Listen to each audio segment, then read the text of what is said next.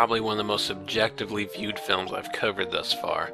Not just because of the old comedy is subjective chestnut, but because some people can handle a film where every character is an awful, stupid human being that makes all the wrong decisions and yet somehow walks away with it with a happy ending. Maybe some people can accept that and enjoy the film for what it is. I'm not one of those people. I'm one of those people who want to see reality smack a few of these people in the face and give them some proper perspective. This is 40's, a spin-off of Judd Apatow's 2007 film Knocked Up, focusing on married couple Pete and Debbie, played by Paul Rudd and Leslie Mann. There's no real plot to speak of. The film is entirely vignettes where these characters bump up against other quirky personalities or they bump up against each other, alternating between playful, loving couple and just being totally wrong for each other. Now, Judd Apatow's films have had no shortage of just complete asshole characters, but there's usually a relatively nice and likable person as the main to balance things out, usually played by Seth Rogen.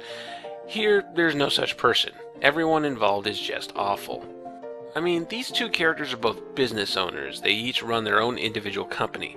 They are rich enough to live in a mansion and shower their two kids with iPads and cell phones and stuff, and they have big catered birthday parties. So when they start running into money problems, mostly due to their own stupidity, I don't exactly feel bad for them. Oh no, we'll have to sell our frickin' mansion for a really nice middle-class house. Why don't you just put us in rags and smear dirt on our faces and call us Tiny Tim? But we don't even get the schadenfreude satisfaction of seeing these supposed hardships actually happen. Yes, his family's gonna have to sell their mansion, but we never actually see them move or make any cutbacks to their lives, with the exception of illogically withdrawing things from their children, not because they're misbehaving more than usual, but because of poorly thought out self-help rhetoric. The title This Is 40 suggests a film that is relatable to those who have gone through or are currently going through bouts of midlife crisis, and while I can't speak from experience, this film has pretty much nothing to do with trying to reclaim youth or re-identifying as someone who is officially old.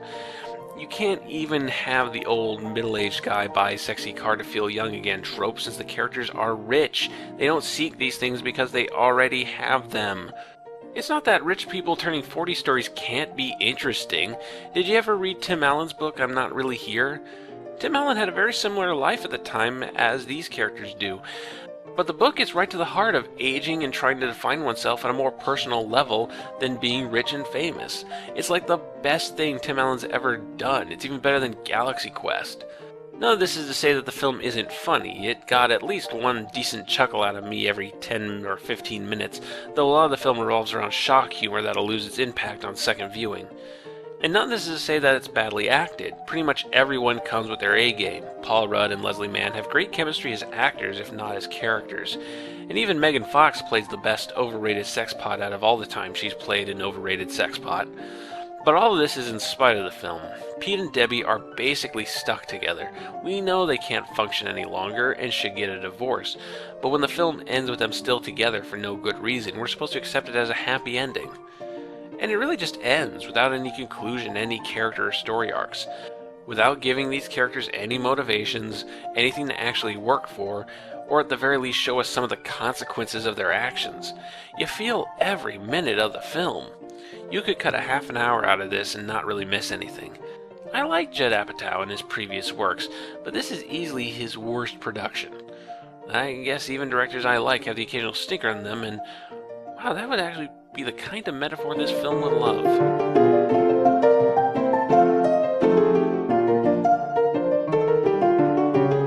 Warning, do not go into this film expecting another Tom Cruise runs away from explosions action film. I know the advertising suggests wall-to-wall action, but it's not. Those ads really do feature all the action scenes in the film. I fear this may turn a lot of people off, people coming in for a much more traditional action film and thus come to the theaters with a completely wrong wavelength. Hopefully you'll see this review before making that mistake. But still see it, because Jack Reacher is kind of awesome. Tom Cruise plays Jack Reacher, an off-the-grid ex-military Uberman who gets dragged into a seemingly open and shut murder case involving a mentally unstable army sniper killing 5 seemingly random people. Though hesitant to get involved, he starts investigating to discover that there's more to this than meets the eye, a wider conspiracy involving underground crime rings and assassinations. It's effectively a mystery film, not an action film. There are only 2 actual fight scenes and 1 car chase. The rest of this is Jack investigating crime scenes and connecting the dots. Now, in many respects, Jack Reacher is a ridiculous character. He's rugged and tough, knows how to avoid detection from the government, and is motivated by purely personal reasons. He has Sherlock Holmes-level skills of deduction and a photographic memory. He's a crack shot and deadly in hand-to-hand combat. He's good at planning things out and equally good at improvisation. All the girls at the Goodwill want to do him.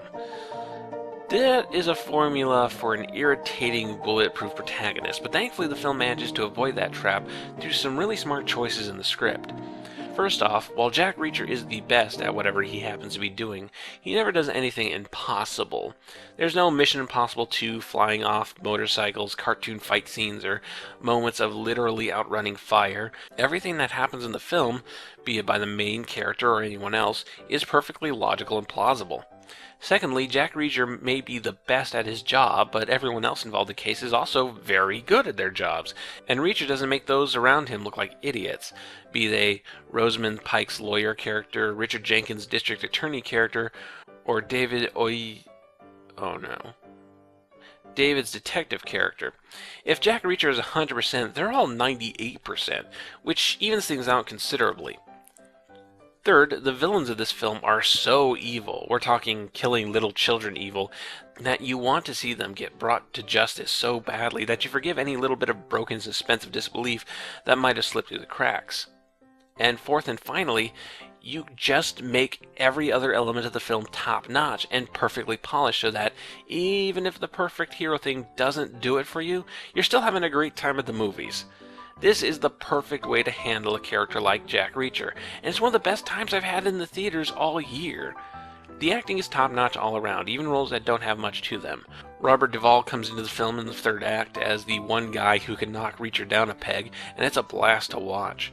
Werner Herzog leaves a haunting impression as the film's largely in the shadows villain.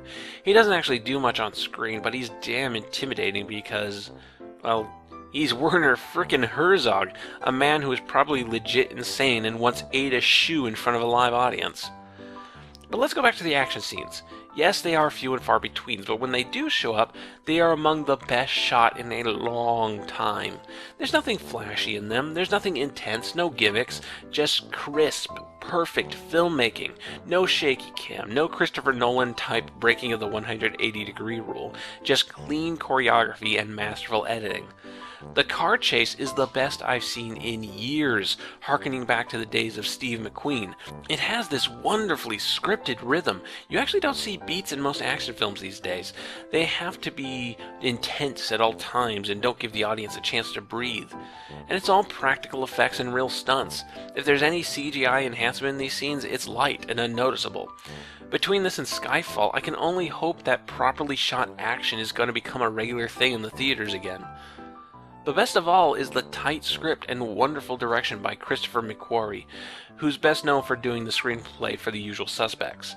The mystery is a great solve the crime along with a hero affair that is neither too cryptic nor does it dumb things down for the sake of the audience.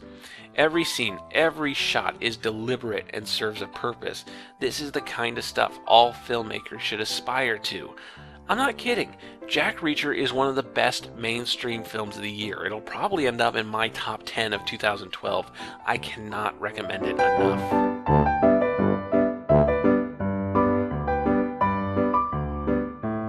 I should preface this review by saying I have never actually seen a Cirque du Soleil show live. I have seen dozens of videos of their performances and have done my research on them as a company, but if you still feel that makes me underqualified to judge this film and how it relates to the Cirque du Soleil franchise, then okay. My opinion of Cirque du Soleil overall is that they are a very unique production company, and I'm glad there's somebody still pushing that weird European circus aesthetic in the mainstream. The performers of these shows are amazingly talented, and I still wish to see at least one of their shows live, even if it's impossible with my current budget. But where does that leave the Cirque du Soleil movie? Well, to be blunt, It's a fucking joke. This is one case where not researching the film beforehand bit me in the ass, as I actually thought it was an original Cirque du Soleil production for the big screen. But that turns out not to be the case at all. Instead, it's basically a greatest hits film, taking segments from 7 different Cirque du Soleil productions and connecting them together without any sense of narrative structure. Yeah, I know, Cirque du Soleil has never been known for their traditional structures, but imagine taking scenes from 7 abstract art films and putting them together in random order. Even if you hate abstract art films, you could at least still attempt to identify what the author of a piece is trying to accomplish based on the consistent imagery and ideas of the film and the author's previous works, if you're so inclined.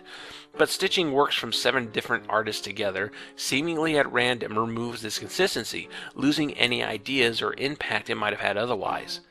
There is an attempt at a framing device. A young girl goes to a cheap, crummy circus, literally on the wrong side of the tracks, where she has a love-at-first-sight moment with its resident acrobat. During his performance, however, the acrobat falls and ends up slipping into a mysterious Alice in Wonderland rabbit hole. The girl follows and enters the land of Cirque du Soleil, traveling across different set pieces. Another indicator of the greatest hits nature of the film is that everything happens on a proper Cirque du Soleil stage. The original stages for each of the 7 shows, if I'm understanding this right. Honestly, the way the opening framing segment, the film's actual original content, is shot in real locations and using film sets and lighting, playing itself off as a gloomier, dirty version of the Cirque du Soleil landscape, actually suggests a more mysterious and intriguing world than we get with the stage stuff. The Alice in Wonderland motif actually works better in reverse.